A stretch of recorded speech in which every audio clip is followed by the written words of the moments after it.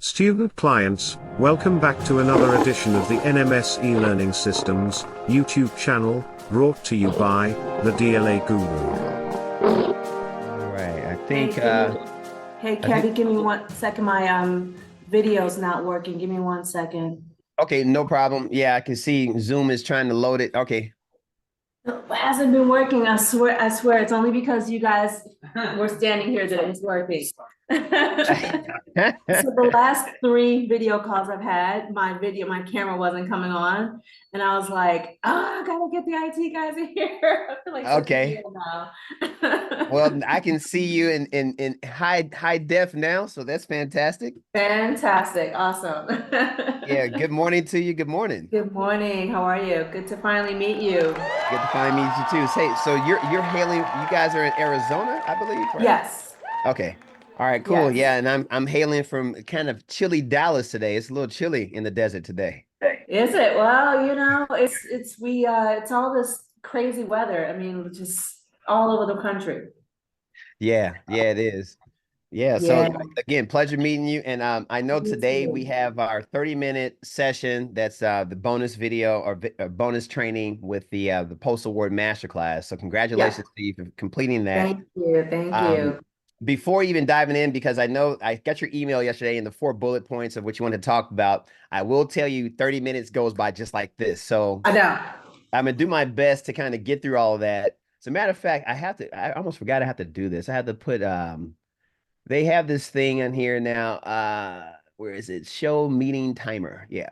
Can you see the timer? Did it pop up on your screen there? I cannot, but you know, that's why I wanted to send that agenda so that you could get ready for what I want ahead of time. All right, So no problem. like you said, 30 minutes goes by super fast. 6 minutes elapsed, and thank you for the feedback. That helps me to grow what I'm trying to do to help everyone. I'm looking on the screen here because I got your 4 bullet points. And the first question, if it's okay, I'll just kind of take it in order as I read through these.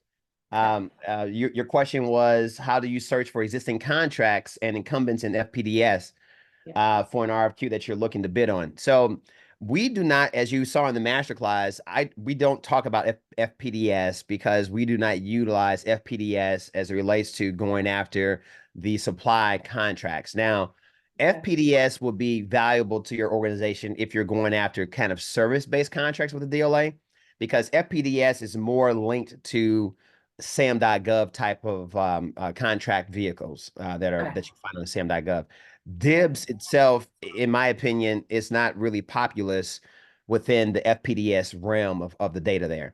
But to answer that question of how we look at it on an NSN at the NSN level or at the FSC code level, for example. So I understand your organization. You guys are really into I imagine aviation components, aviation parts. Yeah. Yes. So if there are particular brands that you guys may represent, let's say like Bell Helicopter, for example, or not, I should say brand, they're more of a supplier, but let's say if there are certain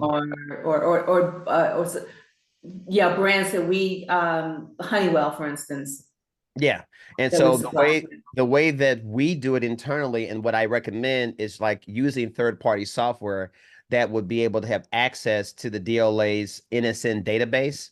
And I shouldn't even say the DLA, the federal database of national stock numbers, and having third-party software where you can kind of set up the watch list for Honeywell solicitations or Honeywell NSNs that may hit solicitations on DIBBS for you to track it from that perspective. And then we use SATCOM. You use SATCOM to do that kind of work? We do. And because of you, I learned how to set up a watch list. Within SATCOM. Thank you very much. Huh? Within SATCOM? Yes. Okay. Yeah, I've never used that software. I've heard of it, but never used. We don't have access to it. Yeah, SAI Global. I think you put it on your... I thought you said SATCOM. There's another... Did I say SAT? Because I have SATCOM too. Sorry. SAI Global. We call it 2 different things sometimes. Sorry. Okay. Yes, we have SAI Global. And that's where I set up a watch list. Thank you very much for that.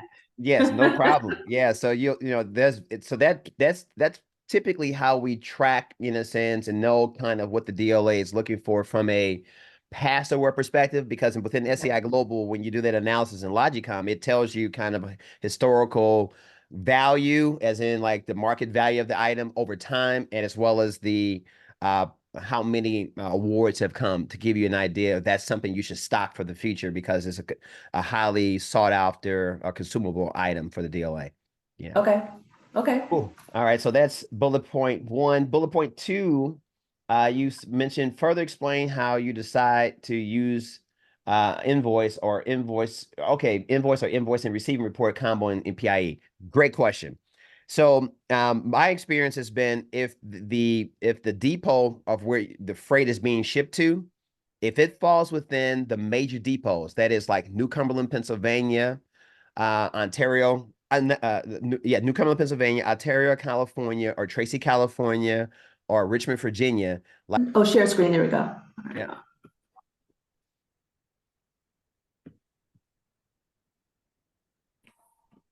Okay, I think you're gonna see your face. Hold on. Yep. So you're sharing the desktop, which is awesome. And I'm going to request remote control just in case it may be a little easier for me to navigate myself there.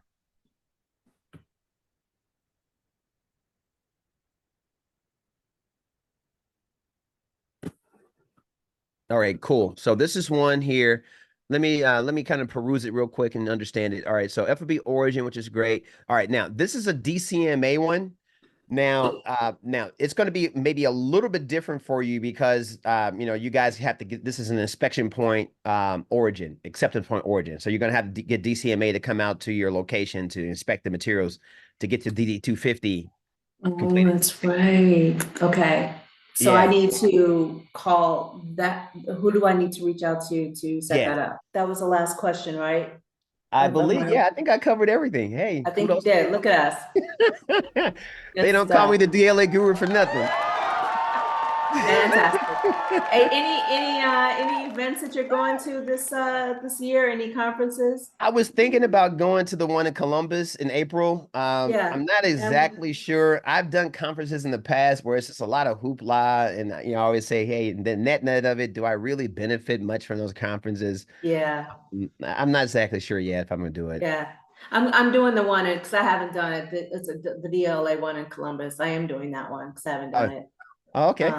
Yeah, I need to at least see if it's worth it. Anything else? I don't know. Have you ever done to the American Airport Executives? It's AAAE, AAAE conference. No, I haven't been there. That's every year, but you may not even be in that space. But yeah, I was just trying to figure out if there's anything else I need to go to this year other than the DLA one. Cool. Hey, I'm gonna leave you with one more thing too, Natalie, as you guys are navigating this. And if you are running into, you know, where it's like, hey, we could really use a little assistance consulting wise and even managing contracts. We do offer those types of services where, you know, like how you had Honeywell, like the inspection point could be with, you know, with us, and we could help facilitate some DCMA stuff for you as well. So just know that you're not out there by yourself, that we do provide those types of services. We just have the dialogue whenever it may present itself. So how do I do, what is that, asking for a quote, or how do you quote that?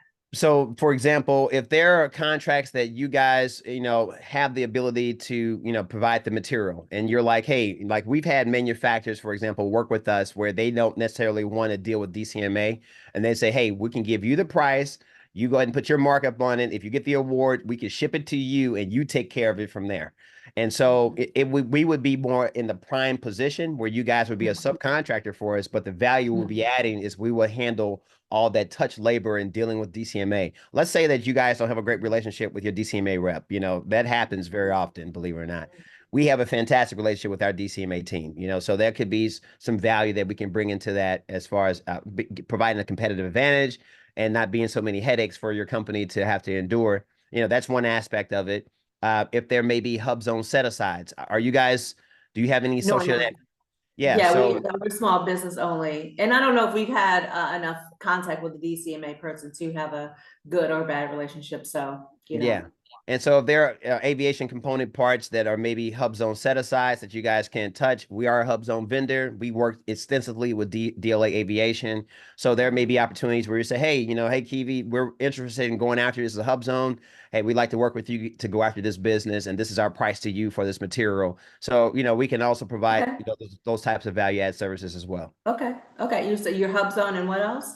Yeah, HUBZone only. Yeah, we're just HUBZone, HUBZone. and we're a small disadvantaged business and similar to you guys. But our claim to fame is the HUBZone status, and DLA Aviation is very HUBZone centric. They even have the guy by the name of Jamal, who's the HUBZone small business guru. Yeah, so we have a great relationship with Jamal as well out there. Oh, great. Okay, good to know. All right. Well, thanks. And now HUBZone, you have to have so many of your employees that are employed or live in the HUBZone area, or is it just your headquarters has to be in HUBZone area? Both. You have to be physically headquartered there, have facilities there, as well as 35% of your workforce must be come from HUBZones as well. Now, that's what I last remember. They, the SBA, they changed and moved that little slider all around. So the requirements may be a little different, but I think once you're in the program, you're kind of in the program until the census comes and restructures the HUBZone mapping and stuff like that as well. Yeah. Okay. All right. Well, thanks again. And I will shoot you my or look and see about my completion, and I'll shoot you my email saying I completed the pre-award too. Okay, cool. Sounds good. All right. Thanks again. All right. See you soon. Thanks. Bye. Please be sure to like, share, and subscribe to our channel, and hit the notification bell, so that you can always be abreast of new audio narration segment releases, brought to you by the DLA Guru. Thanks again for watching. I'm Parker Winslow, signing out.